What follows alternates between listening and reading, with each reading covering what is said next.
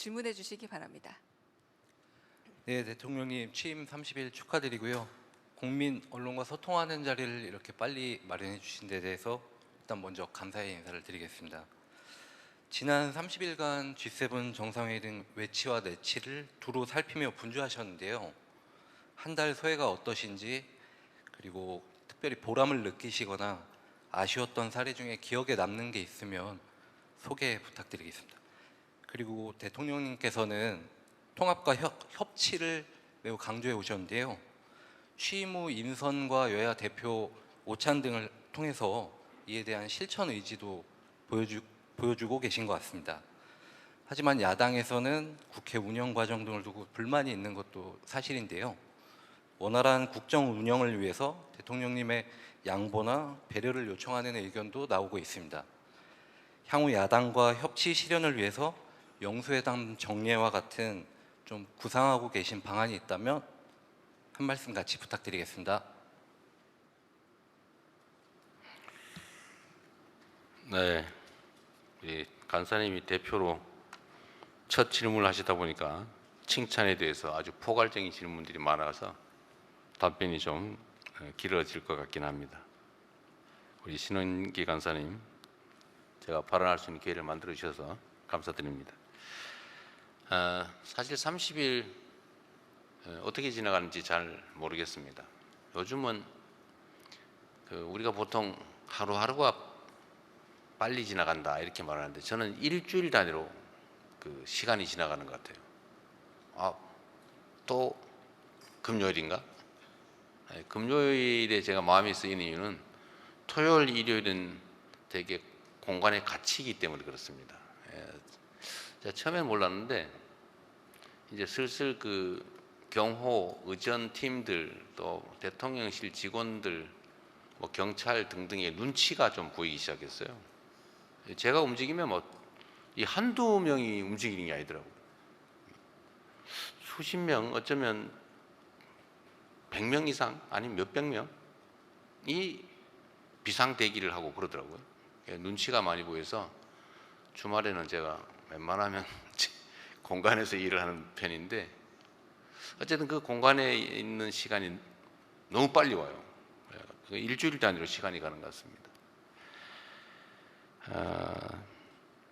어쨌든 최선을 다했는데 이게 저희가 인수위 없이 업무가 시작되다 보니까 사실은 좀 혼선도 많고 또 준비도 완벽하지 못해서 어려움들이 많습니다. 근데 시간과 노력으로 그걸 대체하고 있는 중인데 소회라면 그래도 할 걸 좀 하고 있다 이런 느낌이 좀 들긴 합니다. 근데 제 주변 참모들이 우리 나이 드신 죄송합니다. 우리 위성락 대사께서 코피를 쏟고 다른 사람들 살이 빠져서 얼굴이 헬쓱해지고 이런 걸 보니까 좀 미안하긴 한데 그러나 제가 가진 생각은 우리 공직자들이 코피 흘리고 피곤해서 힘들어하고 이런 것들만큼 곱하기 5,117만 배의 효과가 있다라는 생각으로 우리 참모들에게도 좀 잘 견뎌주라고 부탁하고 있는 중입니다. 아쉬운 분도 많이 있죠. 시간이 좀 하루가 한 24시간이 아니라 한 30시간만 되면 어떨까 이런 생각을 할 때가 꽤 있습니다. 잘된 그래서 지금 좀 뭐라 그럴까 성과라고 하면 좀 그러긴 한데 좀 괜찮다 싶은 잘 돼간다 싶은 점은 눈에 띄는 주식시장이죠. 제가 대통령 선거 당시에도 말씀드렸는데 저는 실제로 그런 확신이 있었습니다. 나라의 시스템이 정상화되는 것만으로도 주식시장은 3,000포인트를 넘어갈 거고 거기에 적정한 경제정책, 산업정책이 제시되고 또 예를 들면 한반도의 평화체제가 안정화된다든지 또는 주식시장이 눈에 보이는 어떤 제도 개선, 상법 개정 같은 거죠. 그리고 부정경쟁 요소를 확실하게 제거하겠구나, 앞으로는 못하겠구나, 주가 조작이나 허위 공시 그런 거 말하는 겁니다. 그런 게 되면 저는 지금보다는 훨씬 더 상황이 더 나아질 거라고 확신을 했는데, 어쨌든 정권 교체 자체만으로도 우리 국민들께서 미래에 대해서 약간의 긍정적 전망을 가지게 되고, 그게 또 주식시장에 반영이 돼서 대한민국의 그 자산 가치도 좀 올라가고, 국민들의 뭐 주식 투자하시는 분들이 한정되긴 합니다만 우리 국민들의 주머니도 약간은, 지갑은 약간은 두툼해진 것 같아서 참 다행이다, 그런 생각이 듭니다. 통합과 협치 그리고 인사, 이게 사실은 관련성이 매우 높은데, 뭐 최근에도 인사와 관련돼서 분명히 질문할 거라서 제가 미리 말씀을 좀 드리면, 이게 모두 관련이 좀 있습니다. 인사에 대한 불만도 사실은 있고, 또 뭐 부족한 점도 있고, 더 나은 사람을 했어야지, 뭐 이런 지적도 있는 게 사실이죠. 그러나 우리는 뭐 최선을 다했지만 국민들의 눈높이나 또는 야당 또는 뭐 우리 지지층 안에 기대치에 좀 못 미치는 그런 측면도 있어 보입니다. 그런데 저는 인사와 관련돼서는 우리 국민들께 이런 말씀을 좀 드리고 싶습니다. 우리의 색깔에 맞는, 그러니까 한쪽 편에 맞는 사람만 선택해서 쓸 수도 있죠. 그러면 좀 더 편하고 또 속도도 나고 갈등은 좀 최소화될 수 있을지도 모릅니다. 그런데 제가 자주 말씀드리는 것처럼 저는 야당 대표 또는 여당 대표가 아니고 이제는 대한민국 전체를 대표하는 대통령의 직무를 수행하기 때문에 실제로 우리 국민들이 하나로 모일 수 있는 통합의 국정을 해야 합니다. 그리고 마음에 드는 또는 색깔이 같은 쪽만 쭉 쓰면은 위험하죠. 시멘트, 자갈, 모래, 물 이런 걸 섞어야 콘크리트가 됩니다. 그런데 시멘트만 잔뜩 모으면 그냥 시멘트 덩어리가 되죠. 모래만 잔뜩 모으면 모래더미가 될 뿐입니다. 그래서 차이는 불편한 것이기도 하지만 시너지의 원천이기도 하죠. 특히 정치 영역에서는 최근 검찰 인사 관련돼서 이런저런 지적들이 있는데, 저는 뭐 성남시장, 경기지사를 거쳐오면서 뭐 어쩔 수 없이 있는 공무원밖에 쓸 수 없는 한계가 있기도 했지만, 그 중에서도 뭐 우리하고 색깔이 비슷한 우리를 지지했던 쪽을 다 골라내면 남는 게 없더라고요. 뭐 골라낼 수도 없었고, 있는 자원을 최대한 써야 됐고, 그리고 공직자들은 또 이런 게 있습니다. 공직자들, 특히 직업 공무원들은 지휘자, 인사권자에 따라서 움직이게 돼 있어요. 개별적 역량들을 가지고 있고 국가에 충성하고, 그리고 부정부패를 저지르지 않는 기본적 소양만 있으면 결국 지휘자가 지휘하는 방향으로 움직이게 돼 있습니다. 제가 예를 들어서 이런 말씀도 드렸는데, 공직사회는 로봇 태권부에 비슷해서 그 자체는 엄청난 힘을 가지고 있죠. 그런데 결국은 그 헤드에 조정관에 철수가 타면 철수처럼 행동하고 영희가 타면 영희처럼 행동하죠. 그러나 철수나 영희가 아무것도 안 하면 결국 공직사회 그 자체가 제자리에 주저앉아서 엉뚱한 행동을 하게 됩니다. 그래서 공직사회에 대해서 우리가 이런 비난들을 가끔씩 하잖아요. 뭐 영혼이 없다, 뭐 해바라기다, 이렇게 얘기를 하는데, 사실은 그렇게 비난하면 안 되죠. 직업 공무원들은 국민이 선출한 대표, 국민의 주권 의지를 대행하는 지휘관에 따라서 움직이는 게 의무입니다. 그게 법률상 의무일 뿐만 아니라 또 그렇게 훈련돼 있어요. 결국은 최종 인사권자, 지휘자가 시키는 대로 한 거죠. 그들도 사실은 어쩌면 비난받는 그들도 억울하겠죠. 지위에 따라서 하는 것인데 공직사회 특히 직업공무원들은 해가 있는 방향으로 고개를 돌리도록 법에 의무화되어 있습니다.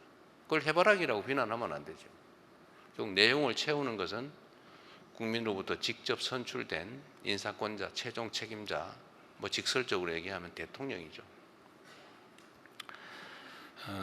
그래서 다 골라낼 수도 없고 또 다 골라내서 한쪽만 쓰면 결국 끝없는 전쟁이 벌어집니다. 그래서 할 수 있다면 최대한 고쳐서 써야죠. 잘못된 게 있다면. 부족한 게 있다면 또 채워주어 가면서 같이 해야죠. 그래서 기본적인 역량을 가지고 있고 또 국가와 국민에게 충직한 기본적 자세를 가지고 있으면 다 같이 가야죠. 그래서 그런 측면들 복합적으로 고려해서 인사를 하다 보니까 일면에서는 칭찬받기도 하지만 또 일면에서는 비난을 받기도 합니다. 그래서 제가 드리고 싶은 말씀은 인사는 그 자체가 목표 또는 목적이 아니고 어떤 정책 과제를 수행하기 위한 수단이죠. 어떤 정책을 채택할 것이냐 또는 어떤 정책에 대해서 어떤 결과를 만들어낼 거냐를 가지고 평가 판단하는 게 좋지 않을까. 좀 시간을 주고 좀 기다려 주시면 어떨까 그런 생각이 듭니다. 인사로 모든 게 결정되지는 않죠. 인사가 중요합니다. 자질이 없거나 부정부패하거나 무능하거나 또는 이기적이거나 뭐 이런 인사를 하는 건 문제가 되겠지만 그게 아니고 성향이 다르다. 또 누구와 관련이 있다. 누구와 친하다더라. 누구와 뭐 어떤 관계가 있다더라. 이런 걸로 판단해서 배제하기 시작하면 남는 게 없습니다. 이게 어쩌면 정치보복으로 발전할 수도 있다. 그런 말씀을 좀 드리고 뭐 야당의 불만은 저도 최대한 그 불만이 뭔지 실질적인 논거가 있는 것인지 즉 합당한 것인지에 대해서 끊임없이 저도 질문해 봅니다. 만약에 타당하고 합리적 근거가 있는 거라면 당연히 그 지적을 수용해서 교정해야지요. 앞으로도 그렇게 할 생각입니다. 그리고 끊임없이 이제 대화할 생각이고요. 저는 뭐 못 만날 이유도 없다고 생각하고 저는 이때까지 제 개인적인 삶도 그랬고 또 공직 생활도 그랬지만 벽을 세우거나 선을 그어서 미리 차단해서 가능성을 봉쇄하는 건 별로 좋은 방법이 아니라고 생각해요. 만나보고 얘기 들어보고 정리해도 늦지 않죠. 좀 우리 야당들도 다 국회의원들도 다 국민의 선택을 받은 국민의 대리인 대표들이기 때문에 충분히 존중받아야 되고 또 저도 존중해야 된다고 생각합니다. 자주 만나 뵐 생각이에요. 근데 영수회담을 정례화할 거냐 문제는 좀 고민을 해보겠습니다. 그게 이제 형식적으로 그럴 수도 있고 저는 필요하면 한다. 그리고 기본적으로 필요하다고 생각합니다. 그쪽에 일정을 맞춰서 필요할 때마다 만나면 되죠. 그런데 이제 이것도 안 하다 보니까 조금 이제 약간의 부작용이 있는 것 같긴 합니다. 이제 공식 공개 모임, 공식 비공개 모임, 비공식 비공개 모임 이게 이제 단계들이 있잖아요. 근데 허심탄회한 얘기를 해야 되거든요. 그런데 비공식 비공개 모임 이런 건 이제 모임 자체도 좀 안 알려주면 그런 걸 자주 할 수 있죠. 공식 비공개 모임 이런 건 대화 내용을 좀 보안을 지켜주는 게 좋지요. 요즘 그런 거 있잖아요. 여러분도 아마 그러실 수 있는데 말하기 무섭죠. 녹음당하지 않을까. 실제 그렇습니다. 그런데 이 공식 비공개 모임 같은 경우는 이렇게 좀 만나는 건 공식적으로 만나지만 이렇게 좀 드러내지 않고 할 얘기를 다 하자. 마음속에 있는 얘기. 그걸 했는데 그 중에 일부를 떼가지고 어디 공격 소재로 쓰거나 그러면 그 다음에 만나기가 어렵죠. 그건 모두에게 필요하다. 그게 이제 안 하다 보니까 하도 귀하게 보다 보니까 이제 이것도 기회다 이렇게 생각할 수 있는데 저는 앞으로는 좀 그런 것들을 서로 잘 지켜가면서 맞는 비공식 비공개 모임 또는 공식 비공개 모임도 자주 가졌으면 좋겠어요.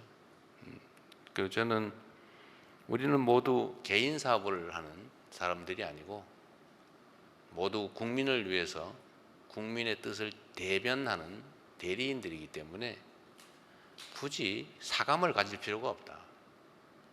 개인적 이해관계 또는 개인적 이권 이런 것들을 추진하는 게 아니라면 사적 감정을 가질 필요가 없죠. 양보나 배려가 필요하지 않냐? 저도 그렇게 생각합니다. 당연히 공적인 일에는 사적 이해관계가 배제되어야 되기 때문에 사실 이렇게 하나 저렇게 하나 별로 관계없을 경우가 많아요. 그러면 뭐 양보할 수 있죠. 도달하는 길은 목표는 똑같은데 오른쪽으로 갈 거냐 왼쪽으로 갈 거냐, 버스 타고 갈 거냐 비행기 타고 갈 거냐, 뭐 기차 타고 갈 거냐, 뭐 그런 거 양보할 수 있죠. 그런데 비행기를 타지 않으면 기회를 놓친다. 버스 타고 가면 안 된다. 이럴 경우에 버스로 타는 걸로 양보할 수는 없겠죠. 그리고 해야 될 일과 하지 말아야 될 일 중에 하지 말아야 될 일의 양을 양보한다는 것은 옳지 않다고 생각해요. 제가 뭐 부적절한 얘기, 뭐 설마 야당이나 이런 데서 그런 주장을 하지 않을 거라고 믿습니다만은 예를 든다면 극단적인 예죠. 10개를 이때까지 매년 10개를 훔쳐왔는데 앞으로는 8개만 훔치자. 아니면 2개 훔치는 것은 허용하자. 이런 걸 양보할 수는 없고 이런 건 양보라고 할 수 없겠죠. 그건 야합이죠. 그래서 저는 타협과 야합, 봉합과 통합 이런 건 좀 구분하자. 그러나 정말로 협의 또는 타협 그리고 통합 여기에 필요한 것들은 제가 최종 책임자이기 때문에 제가 많이 해야 된다고 생각해요. 그렇게 하도록 노력을 하겠습니다.